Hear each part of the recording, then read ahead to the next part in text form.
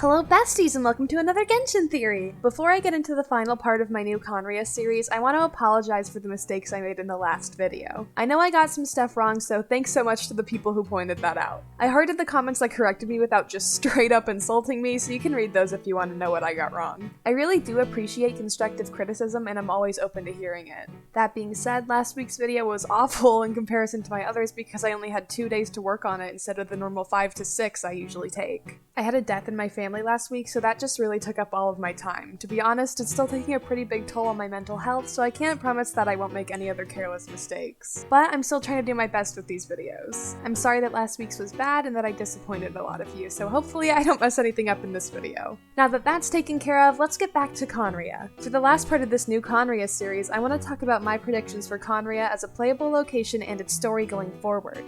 I'll start with my predictions for the in-game location of Khaenri'ah before the story stuff because it's always more fun to save the good stuff for last. I've been over this before in past videos, but I think Khaenri'ah may be directly beneath Teyvat. Like I said in other videos, there are underground tunnels in Teyvat that were likely built by Khaenri'ahns. Plus, it looks like we've already gotten some strong foreshadowing that that's where Khaenri'ah is. Beneath Watatsumi is Enkanomiya, an ancient, technologically advanced civilization that has now fallen.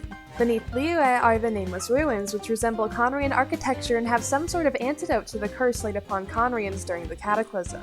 Enkanomiya definitely isn't Khaenri'ah, but I think its story is a huge parallel to it. The Nameless Ruins are a bit trickier given how little we know about them. I don't necessarily think these were part of Khaenri'ah, but Khaenri'ah has a clear connection to them. Both of these locations are beneath Teyvat, so I don't think it's out of the question to say that Khaenri'ah may be even further beneath the continent. Enkanomiya is so complicated when you compare it to Khaenri'ah. It clearly has its own story that's totally separate, but also it's hard not to compare the two when they're so similar. In Volume 3 of the Byakuyaku collection, the book series we get in Enkanomiya, it says, "If some sage were to draw us the sun, there will surely be filthy wretches who will borrow its light to cast long shadows over us. Those filthy wretches can't be any of the antagonists we know in Enkanomiya's story. It can't be the Sun Children or the people controlling them because they would have no need to take over the Dainichi Mikoshi because they already had it. It can't be the Baptismal Bishops because they can't stand the light. And I doubt it's the Primordial One because Byakuyaku's people actually liked and trusted them.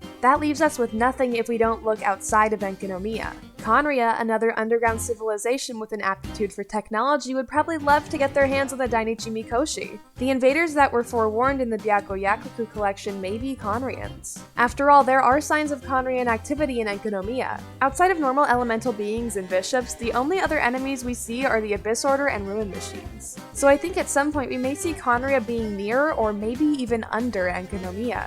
We don't know if Reindetir is dead or alive, just that she left Albedo and Mondstadt a while ago.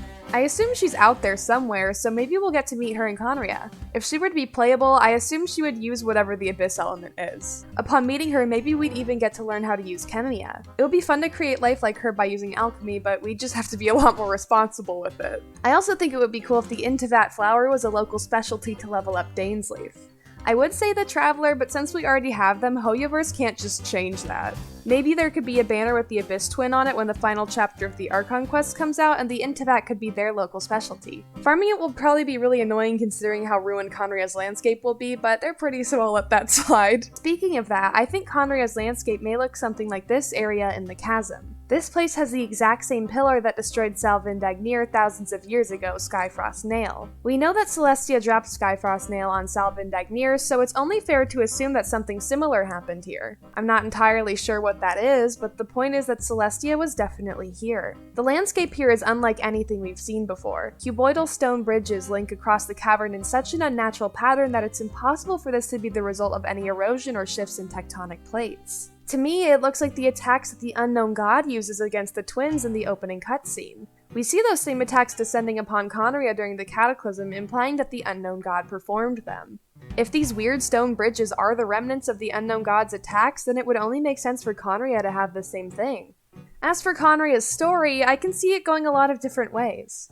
It's still too early to tell what's gonna happen with the Abyss Order and their vengeance for their fallen country, so that's why I have several ideas for Genshin's end. We know Khaenri'ah will be the final chapter of the Archon quests. Since Genshin has no clear good guys to side with, I think we'll probably avoid making any choices regarding that when we get there. If we side with the Abyss Order, we get to be with our lost twin again, but we'd lose all the friendships we built along the way. If we side with the others, then the Abyss Order, which includes the one person we've been looking for this whole time, would turn against us. The only way to keep everyone on our side is to remain neutral. In my opinion, it's very likely that the Khaenri'ah is collecting every Archon's Gnosis to protect them from Celestia's control when she inevitably initiates her war on them.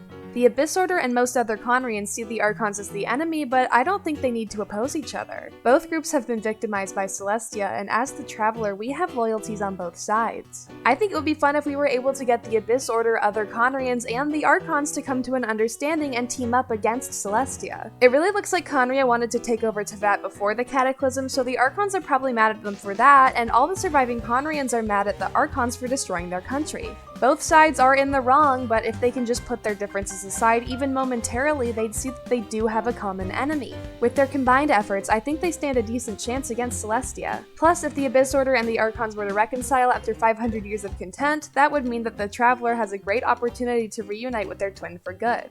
There would probably be some casualties along the way, but in the end, it would be nice to see everyone work together to take down Celestia and for the twins to find each other. Now that's the best possible ending I can think of. Hoyoverse loves giving its players sad stories, so I doubt we'd get something like that. It would be really anticlimactic for Celestia to just kill everyone off in the end, so I doubt that will happen, but seriously important deaths could prevent the good ending I'm hoping for. The Traveler's twin dying seems like such a sad but perfect ending to this story. The Traveler has been searching for their twin for a long time, going across the continent and becoming involved in problems that aren't their own just to find them. It would be super depressing but insanely well written for their twin to die just as soon as they get to be with them again. That would change the main conflict of the game from finding your sibling to continuing what they sought to do for 500 years at the last second, avenging Khaenri'ah. Narratively, I think this would be a really cool ending, but it's just so sad, so I kinda hope it doesn't happen. As nice as it would be to see everyone working together in the end, it seems really difficult to get that to happen. I feel like no characters are truly evil, but they've all committed some serious injustices against each other, willingly or not, in the past. Some of these characters are incredibly stubborn. I don't know how easy it would be to get them to change their minds or at least suspend their disbelief for the greater good.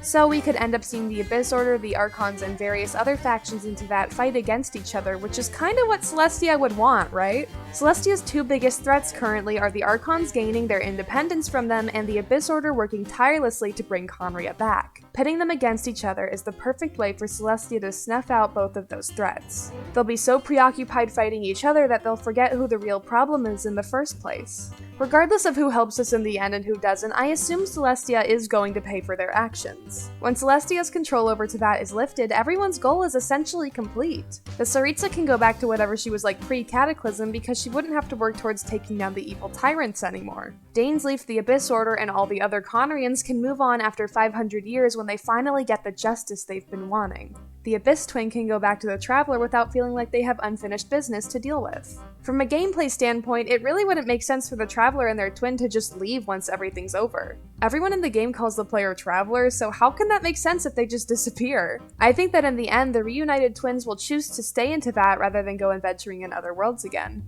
I know that it's impossible for them to leave right now, but I assume that if Celestia loses their power, then it should be okay for them to go home. But after all this time, it looks like Teyvat has become their home. Both of them have made lifelong friends and unforgettable memories there.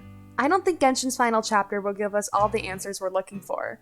There will probably still be a lot of unanswered questions, and to be honest, I kinda like it that way. Without that ambiguity, there'd be no need for the Genshin community to be coming up with theories and predictions all the time. That's one of the most fun parts about this game to me, so I would really hate to lose that by getting just 1,000 concrete answers at the end. It would be satisfying to finally get to know everything for sure, but in my opinion, that just takes the fun out of why we're all here. It's fun to come up with your own interpretations of things, however wrong or right they may be. Some of my favorite memories of Genshin have actually been interacting with you guys and talking about our theories together. I read every single one of your comments on these videos, and I'm always so impressed by your creativity and intelligence. If we were to get a solid finale, that would kinda just take that away from us. And that brings us to the end of my updated Khaenri'ah series. Thank you so much for sticking around for the whole thing. I'm sure I'll have to make an even more updated version someday in the future, so who knows, maybe it'll become an annual tradition here. I definitely don't plan on stopping anytime soon. As embarrassing as it may sound, this game really means a lot to me, so I'm definitely here to stay. And again, I'm really sorry for messing up last week's video. I hope you can all understand where I'm coming from with what's going on in my life. I'll do my best to make sure it doesn't happen again. Speaking of that, I'm gonna have to take next week off from videos. I'm gonna be super busy with personal stuff, so I just won't have time to script or record anything. If you still want to keep up with me outside of YouTube, the best way to do that is follow me on Twitter and Instagram at orangejuicelexy. I post lots of Genshin stuff there too. Thank you so much for liking, commenting, and subscribing, and I'll see you next time. Bye, besties!